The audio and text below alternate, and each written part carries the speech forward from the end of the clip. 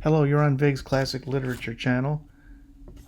Please like and support the channel by liking and subscribing to the channel, and leave comments about the Art of War, which is what you're going to be listening to today. This is going to be Chapter 10, Terrain. This is by Sun Tzu. It's on the list of 100 books or more that you should read in your lifetime. This is recommended for generals, statesmen, presidents, um, people in business, and sports coaches, things like that. I mean, it has so many applications. So enjoy. This chapter is Chapter 10, Terrain. By Sun Tzu. Chapter 10. 1.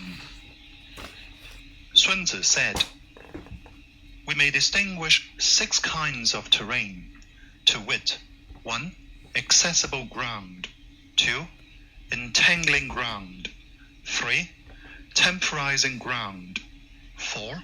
Narrow passes, 5. Precipitous heights, 6. Positions at a great distance from the enemy." 2. Ground which can be freely traversed by both sides is called accessible. 3. With regard to ground of this nature, be before the enemy in occupying the raised and sunny spots, and carefully guard your line of supplies. Then you will be able to fight with advantage. 4. Ground which can be abandoned but is hard to reoccupy is called entangling. 5. From position of this sort, if the enemy is unprepared, you may sally forth and defeat him. But if the enemy is prepared for your coming, and you fail to defeat him, then, return being impossible, disaster will ensue. 6. When the position is such that neither side will gain by making the first move, it is called temporizing ground. 7. In a position of this sort, even though the enemy should offer us an attractive bait, it will be advisable not to stir forth, but rather to retreat, thus enticing the enemy in his turn. Then, when part of his army has come out, we may deliver our attack with advantage. 8. With regard to narrow passes, if you can occupy them first, let them be strongly garrisoned and await the advent of the enemy. 9. Should the army forestall you in occupying a pass, do not go after him if the pass is fully garrisoned, but only if it is weakly garrisoned. 10.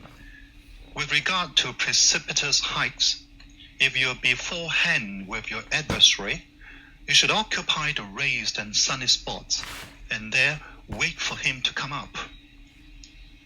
11. If the enemy has occupied them before you, do not follow him, but retreat and try to entice him away. 12.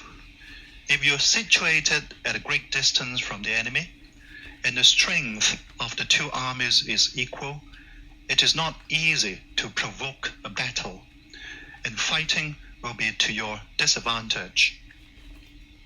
13. These 6 are the principles connected with earth. The general who has attained a responsible post must be careful to study them. 14. Now an army is exposed to 6 several calamities, not arising from natural causes, but from faults for which the general is responsible. These are 1. Flight, 2. Insubordination, 3. Collapse, 4. Ruin, 5. Disorganization, 6. Rout. 15. Other conditions being equal, if one force is hurled against another 10 times its size, the result will be the flight of the former. 16. When the common soldiers are too strong and their officers too weak, the result is insubordination. When the officers are too strong and the common soldiers too weak, the result is collapse. 17. When the higher officers are angry and insubordinate, and on meeting the enemy, give battle on their own account from a feeling of resentment, before the commander-in-chief can tell whether or not he is in a position to fight, the result is ruin. 18. When the general is weak and without authority, when his orders are not clear and distinct, when there are no fixed duties assigned to officers and men, and the ranks are formed in a slovenly, haphazard manner, the result is utter disorganization. 19. When a general, unable to estimate the enemy's strength, allows an inferior force to engage a larger one, or hurls a weak detachment against a powerful one, and neglects to place picked soldiers in the front rank, the result must be rout. 20. These are 6 ways of courting defeat, which must be carefully noted by the general who has attained a responsible post. 21. The natural formation of the country is the soldier's best ally, but the power of estimating the adversary, of controlling the forces of victory, and of shrewdly calculating difficulties, dangers, and distances constitutes the test of a great general. 22. He who knows these things, and in fighting puts his knowledge into practice, will win his battles. He who knows them not, nor practices them, will surely be defeated.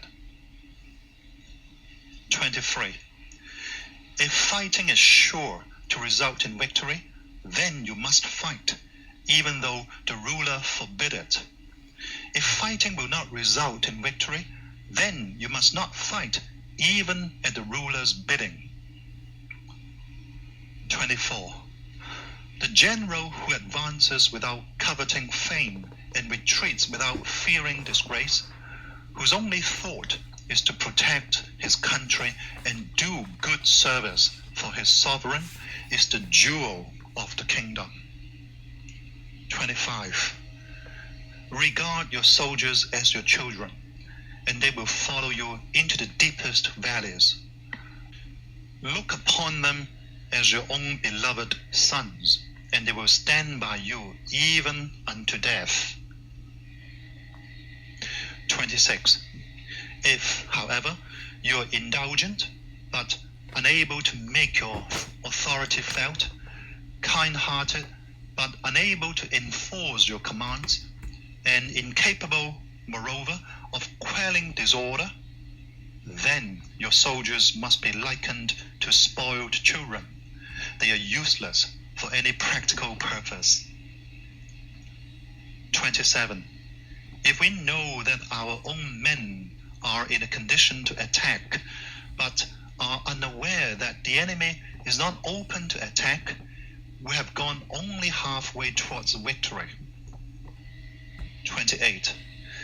If we know that the enemy is open to attack, but are unaware that our own men are not in a condition to attack, we have gone only halfway towards victory. 29. If we know that the enemy is open to attack, and also know that our men are in a condition to attack, but are unaware that the nature of the ground makes fighting impracticable, we have still gone only halfway towards victory.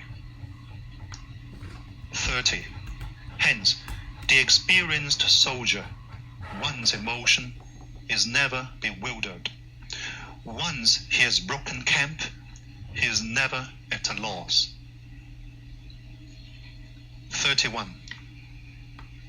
Hence, the saying, if you know the enemy and know yourself, your victory will not stand in doubt.